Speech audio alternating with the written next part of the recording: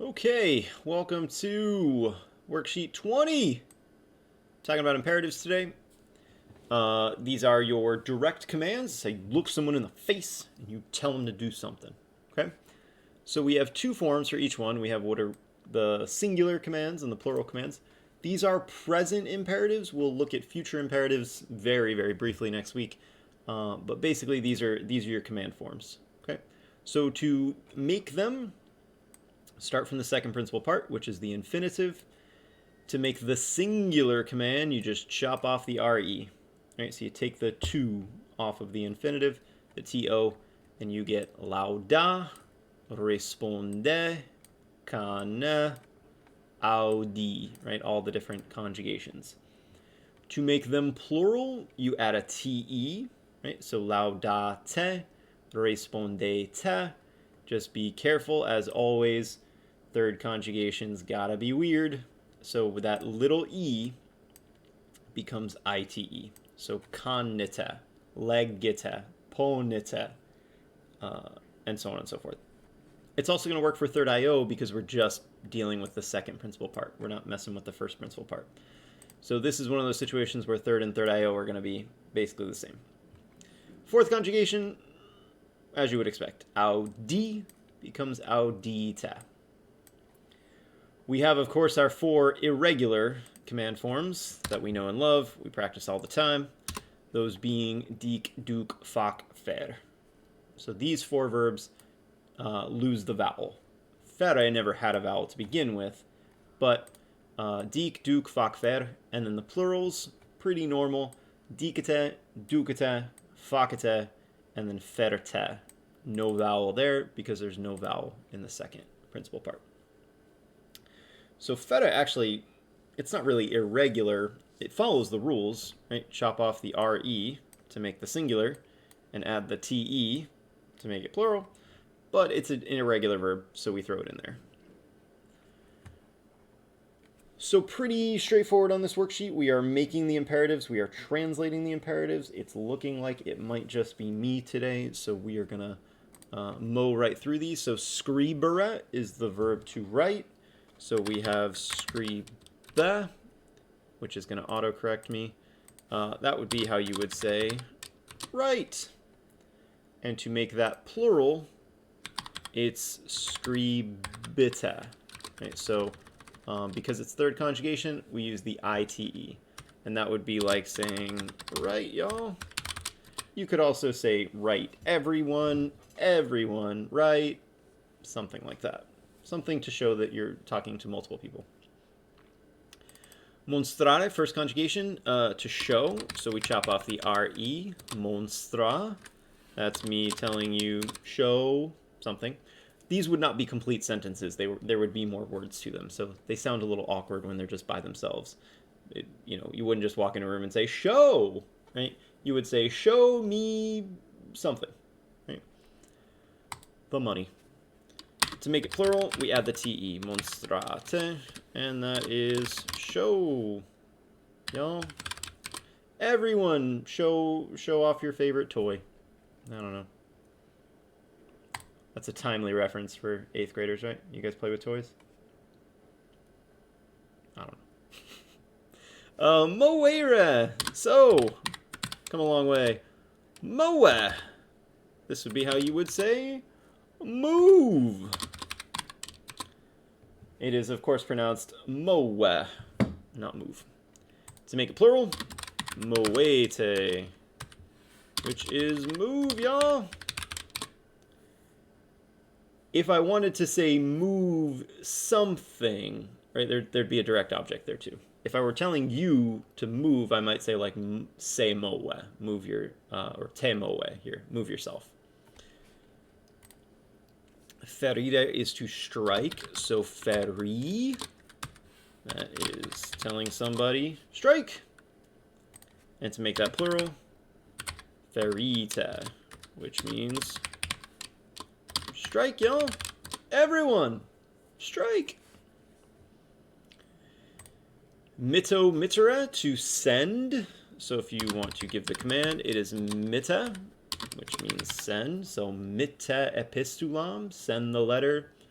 Ad amicum. Send the letter to your friend. When you send someone, you don't. When you send something, you don't use the dative. You use ad. Send it towards them because they're probably a great distance away from you. And then the plural, because it's third conjugation, mittita. And that means send, y'all. Or everyone send something in the mail. Wokare. So, woka. Right? And that means call. In the sense of, like, call your friend over here. Summon your friend. And the plural, wokata. Which is call everyone. Right? Or everyone, call your friends. Kapare means to take, among other things. So if you want to tell somebody to take something, kappa. Take. To tell everyone, since it's little ere, it's kapita. So take, y'all. Whoa, emails are coming in. So kappa and kapita. Legger is the verb to read, third conjugation. So legga is the command for read. And leggita, that would be to tell everybody. Read, y'all. Everyone read. Takeire sounds like talk, actually means the opposite. Takeo means to be quiet. So if you wanted to tell somebody to take, you would be telling them to be quiet. And if I wanted to tell all of you, takete. Be quiet, y'all. That would be how I would tell the room to stop talking. Takete omnes. And last one here, kokwara, to cook, third conjugation. So kokwa, that is the command for cook. And the plural would be kokwita, I-T-E.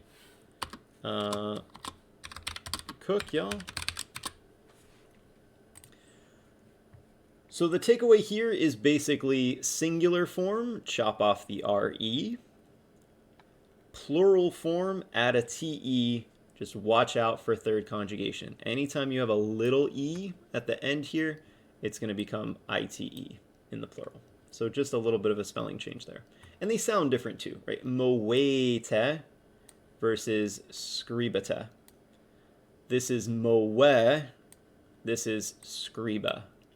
So if you say the letters right, you'll kind of hear the sound change. Last but not least, we have a little declension practice here. So the entire tribe, so let's start with the noun. The noun is gens gentis. Oops. Gens gentis, third declension. So we have genti, gentem, genta. In the plural, we have gentes. I filled in the genitive plural for you, which is gentium. That's because it falls into this category of words called I stems. We're not going to get too far deep into those. Just know that sometimes the in the genitive plural becomes ium. So I'll fill that one in for you until we actually talk about them in class. Gentibus, gentes, and gentibus. And this is actually a really important word. You see it used quite a bit. It can also mean your family, not just a tribe of people, but it can be your family line. So your, like for instance, we have last names. In ancient Rome, they had gens, they had gentes. So Julius Caesar, his quote-unquote last name is Julius. That's his family name. That's his gens. The entire tribe, right? Oh, and I picked a I picked a funky one. I didn't mean to do this. We'll see if everybody's watching the videos. Now we'll really know if people are watching the videos. The entire tribe would be tota.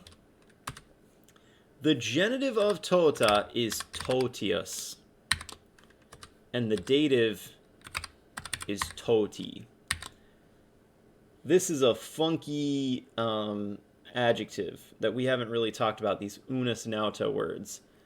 They were on one of your vocabulary lists, but it was kind of a footnote. So we'll see who's paying attention to the videos. I might send them back if people aren't.